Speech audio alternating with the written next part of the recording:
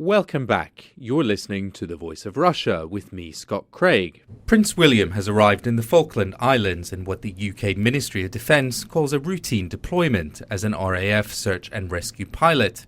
But Argentina has reacted bitterly, calling the prince's deployment a provocation. It comes at a time of heightened tensions between Britain and Argentina over the Falklands. Cristina Fernández de Kirchner, the Argentinian president, and David Cameron recently traded accusations of colonialism in each other's countries' approach to the Falklands. And a state-of-the-art British warship will soon deploy to the region in what's being interpreted as a clear show of strength to Argentina. But does the escalation of tension between Britain and Argentina signify a possible future conflict? And should there be talks to resolve the question of the island's sovereignty once and for all? Well, to discuss this, I'm joined here in the studio in London by Klaus Dodds, who's Professor of Geopolitics at Royal Holloway University of London. Ben Harris is Chairman of the Bow Group, a centre-right think tank in London. And from Buenos Aires, I'm joined by Marc Rogers. He's Deputy Editor of the Argentina Independent, an English-language publication in Buenos Aires. And Marc Rogers, let me come to you first. What are you hearing from people there? Is there an increase in tension? And if so, why? There is an increase in tension at the moment. I think it's mainly being stirred up by recent government comments and also the media. Obviously, the 30th anniversary of the 1982 conflict is an important factor here. Do you think once the anniversary is passed that actually really it's going to die down again? It's a possibility. If it does, then I think it will resurface again at some point, either at an anniversary point, or if there's a major discovery of oil or some important landmark event. I think on both sides there's a sense that it's difficult domestic issues, and I think that it's a useful distraction for both sides to be talking about the Falkland Malvinas issue. And also I think there's a case of just an increased confidence and unity in Latin America as a whole, and this is why Argentina is sort of rounding its neighboring countries behind this cause and flexing its muscle in a different way without having much of a military to speak of. It's this kind of process of uniting Latin America behind its position as a way of showing us some strength to the UK.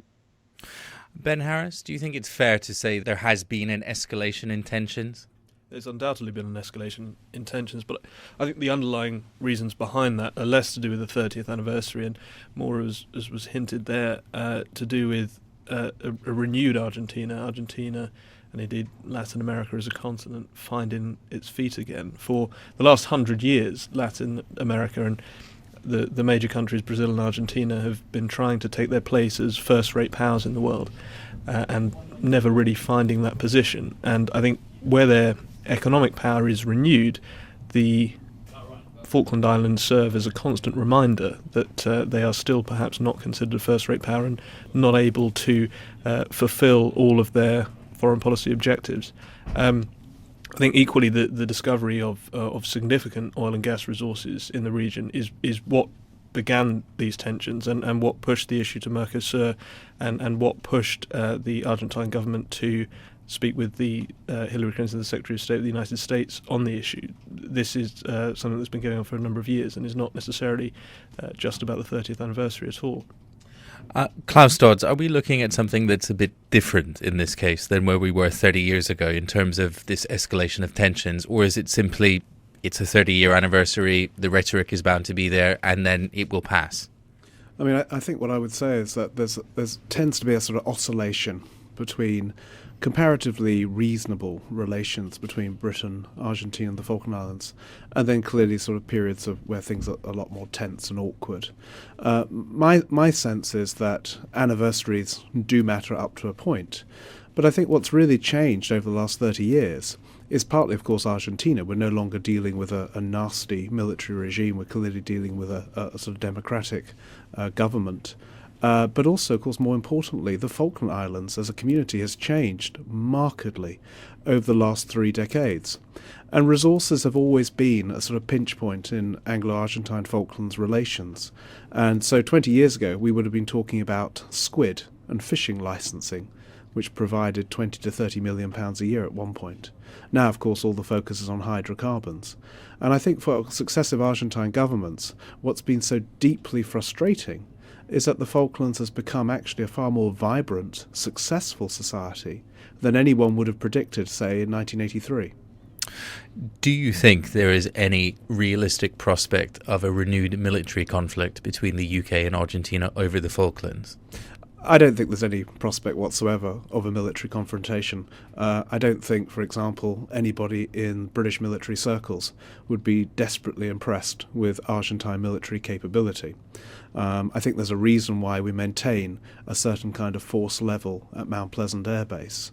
So I don't think that's really a concern. What is far more of a concern, that's already been hinted at, is what role Argentina can play, not only with near neighbours like Chile and Brazil, but the broader American diplomatic community in terms of trying to isolate the Falklands. And so it's worth remembering that in 1998, 1999, we got a glimpse of an unwelcome future as far as the Falkland Island community was concerned. And that, of course, followed the arrest of General Pinochet in London. And when, for example, the Chilean authorities suspended the air link between the Falkland Islands and Punta Arenas in southern Chile. And just for a moment, for about 6 months, the Falkland Islands looked desperately isolated. And remember, this occurred before all those more pressing commitments in Iraq and Afghanistan a few years later. Marc Rogers, on the question of any potential military confrontation between Argentina and the UK, are you picking up there on any signs whatsoever that's even a possibility? No, absolutely not. I agree completely. There's no chance of a military conflict, at least in our lifetimes. Argentina doesn't have a military force. Essentially, it's been dismantled by the Kirchner government, both Néstor Kirchner and Cristina Fernández de Kirchner. Cristina Fernández de Kirchner herself has condemned the 1982 conflict, military operations, and has always talked about finding a diplomatic solution. Of course, she's trying to back up that claim now with what we're talking about, this use of economic leverage and regional leverage to support her claim. But there's no prospect of military intervention at all at this stage. On the diplomatic front, I mean, you talked about President Kushner's bringing this issue up with Hillary Clinton. She seems to be gaining some traction in the region and with the Americans. Hillary Clinton said that the dispute should be subject to negotiations, which in itself is essentially a rejection of Britain's stance. What's your reading of the diplomatic scenario? Is it true to say that the Argentinians do seem to be gaining some traction on the diplomatic front? Maybe slightly more so within South America and Latin America than with the US. I think Hillary Clinton's position was very hands-off. I don't think the US is particularly interested in involving itself in this conflict. And I think the US stance is open to interpretation by both sides. And Argentina, of course, have used that to claim that they have supported the US for their position. Though I don't think the US would particularly agree with it. Prince William recently arrived in the Falklands. How has that been received in Argentina? Well, it's caused the usual grumbles among some of the media, some politicians, hardline politicians, and some activist groups, which there are many in Argentina, have staged protests outside the British Embassy. I think yesterday outside HSBC Bank. But these are quite small and the minority groups. There isn't a widespread resentment of the move.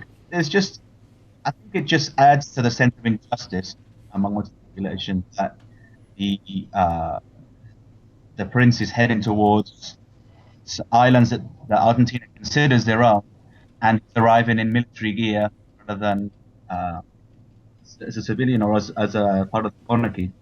Ben Harris, on the question of Prince William's deployment as an RAF search and rescue pilot in the Falklands, I mean, the Argentinians called it a provocation. That in itself is not terribly surprising, is it?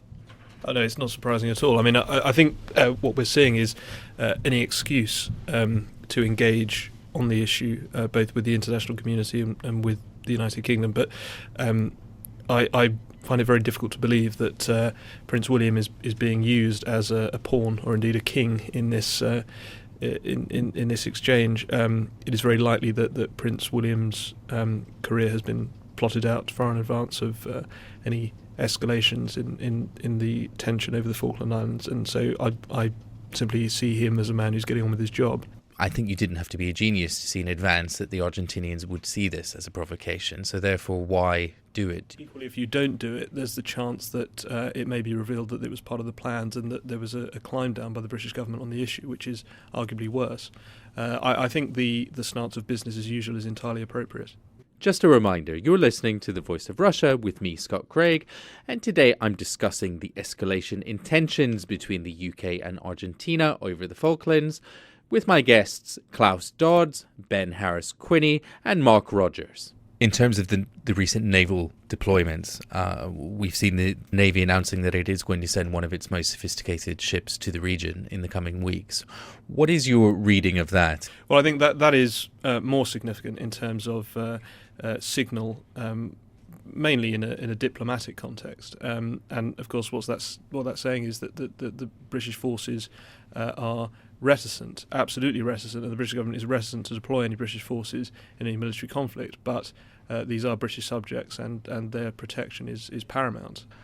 Klaus Dodds, what's your reading of the recent naval deployments or coming naval deployments to the South Atlantic? Is it significant, or is it really just sort of saber rattling? Well, I think my temptation here would be to historicise and say there's a fine tradition of Royal Naval vessels being sent south.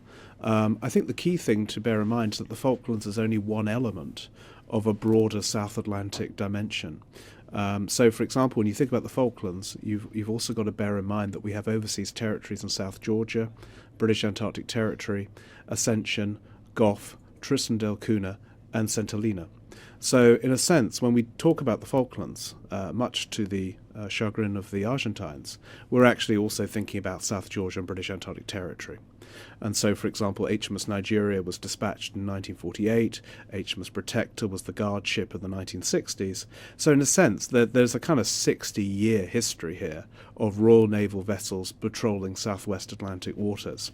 So for the Argentines to see the latest dispatch as provocative, in a sense, my reaction would be, and so, there are many others you could point to as well. And there's been a consistent reaction in Argentina that any movement is provocative, because it just simply re-emphasizes de facto sovereignty over an extraordinarily large area of the South Atlantic and the Antarctic. I think the only thing, by the way, going back to Prince William, I would just simply touch upon, if there's two things that have really animated Anglo-Argentine relations, apart from beef, it is sport and royalty. It's worth bearing in mind that Prince William's grandfather visited the Falklands in 1956, and that Princes Charles, Andrew, Edward, and Princess Anne have all visited the Falklands in various capacities. So again, I think there's a sort of long history, if you will, of royal visits. And indeed, the Queen was going to visit the Falklands in 1968, but such was the sort of political agitation in Argentina, it was decided that a visit to Chile was altogether safer. On the diplomatic front, we were speaking earlier about this, but is there, in your view, a sense that the Argentinians are gaining some kind of traction diplomatically? I think what happens is, in terms of the Falklands issue, is that Argentina finds it comparatively straightforward to get South American parties to issue notes of support, and it tends to choose regional conferences and fora to obtain that. The relationship with the United States has always been a very critical one, Again, it's oscillated in terms of the strength and vibrance. And of course, we're all aware that the support of the United States was critical in 1982 in favour of Britain.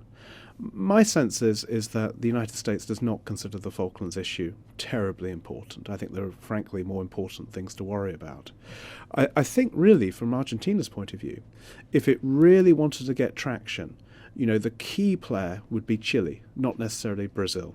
Because I really think, the relationship with Chile involving the UK has been a very strong one, particularly militarily.